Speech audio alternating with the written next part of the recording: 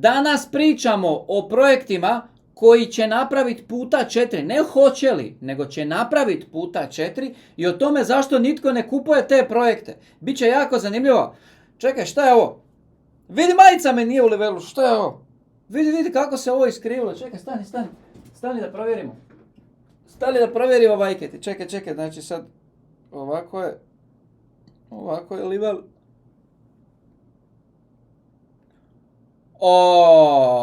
Koja odstupanja? Strašna odstupanja. Ozbiljna tema, vraćamo se za 9 sekundi.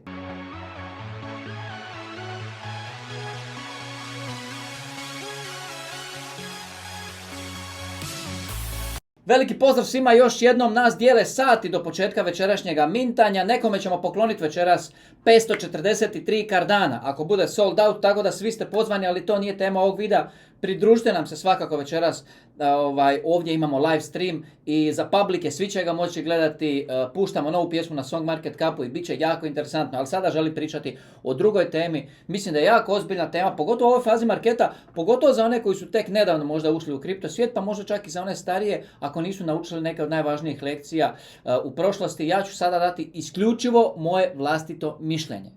Ako ovdje shvaćate išta kao savjet, nagovor, sugestiju ili preporuku, odmah napustite ovaj kanal, zato jer ništa na ovom kanalu nije bilo, nije neće biti financijski niti kripto savjet. Ja vas molim od srca, ovdje isključivo prenosim moje vlastito putovanje i svaka vaša odluka mora biti isključivo rezultat vašeg vlastitog istraživanja i promišljanja.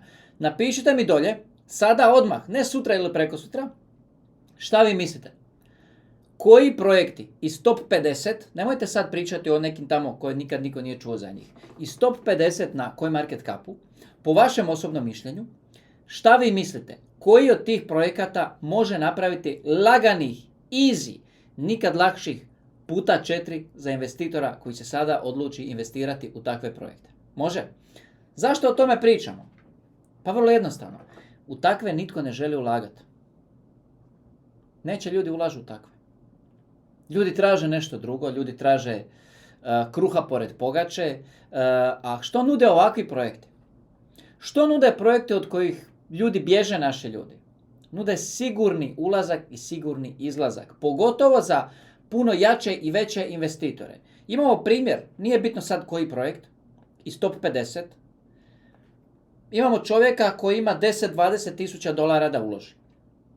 Kako da on uloži 10-20 tisuća dolara na Snake.fan ili na Pump.fan ili na Gate.io ili na nekoj kriptomjenjačnici koja je jedna jedina ulistala taj projekt, nema likvidnosti, nema ničega. Kako da uopće dobije pravu dobru ulaznu cijenu? Čovjek će pomaknut čart, otiće u nebo, dobit će jako malo tokena, neće dobiti ništa, bit će razočaran i kad kupuje i kad prodaje izgubit će u svim mogućim makinacijama i to hoće li taj projekt išta napraviti, a on je u takav uložio jer su mu svi njegovi prijatelji na Telegramu, Discordu, Facebooku, ne prijatelji nego nepoznati ljudi sa nadimcima rekli da će taj ići puta 10, puta 20, puta 30 i onda je on slijep i ne vidi da ispred sebe mu stoji projekt koji ima par milijardi dolara market cap, koji je već na 10 najvećih svjetskih mjenjačnica, koji razvijaju brutalnu tehnologiju, koji konstantno rastu, čiji ekosustav konstantno raste. Broj ljudi koji rade na tom blockchainu, koji rade svoje projekte, svoje aplikacije, svoje sustave, svoje ko zna što,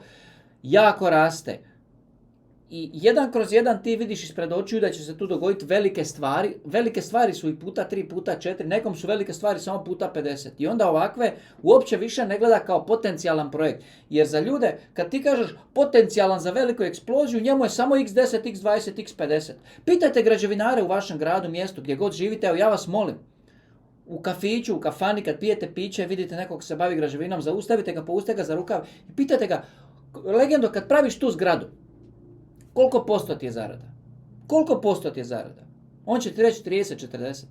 I reće, nisam otac, nisam muž, obolio sam, nisam vidio roditelje 5 godina, stišću me kamatari, stišće me gradska vlast, stišće me oporba, stišću me inspektori, stišću me izvlači novce, stišće me knjigovođe, stišću me porezni savjetnici, nema više crne love da sve platim, moram plaćati stotine usta, stišću me sa svih strana, oboliću, puna mi je kapa i građevina i svega.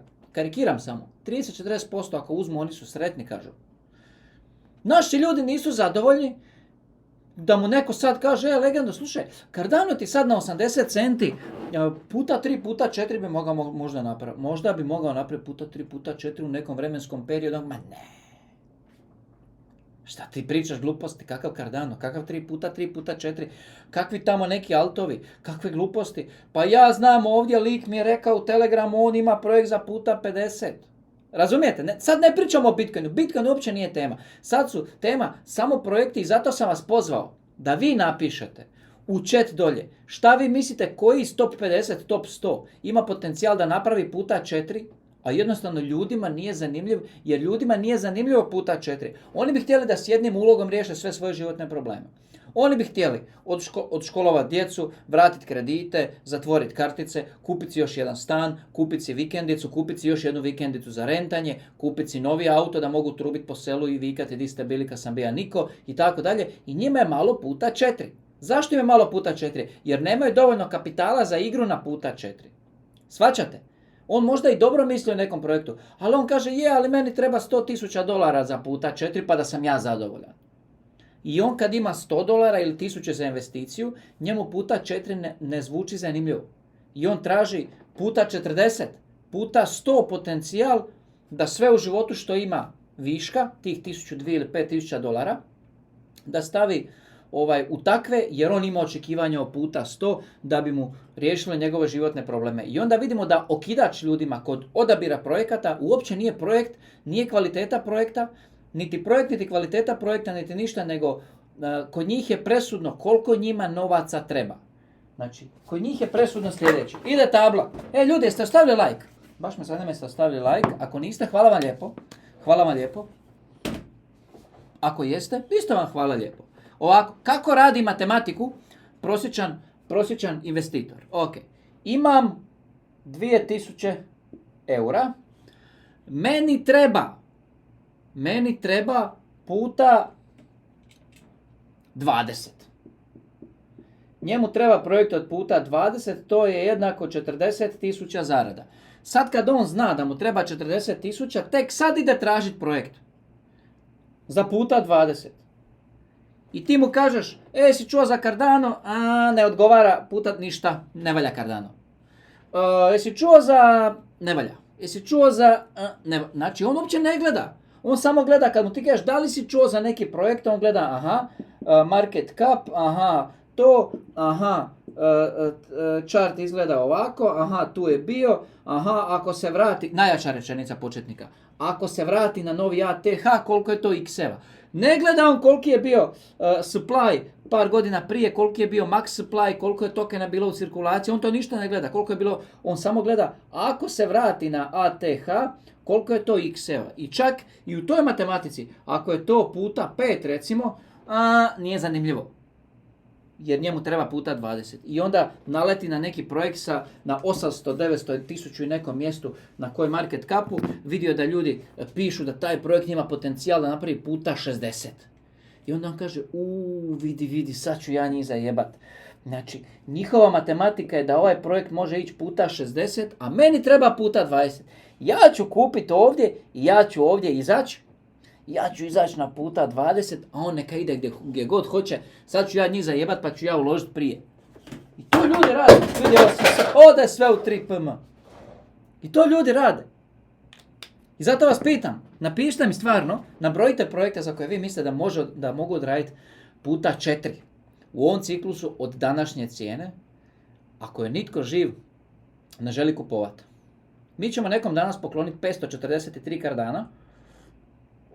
Vidimo se u live streamu, krećemo u 8, mitanje kreće u 9, songmarketcap.com, bacite oko i vidimo se uskoro.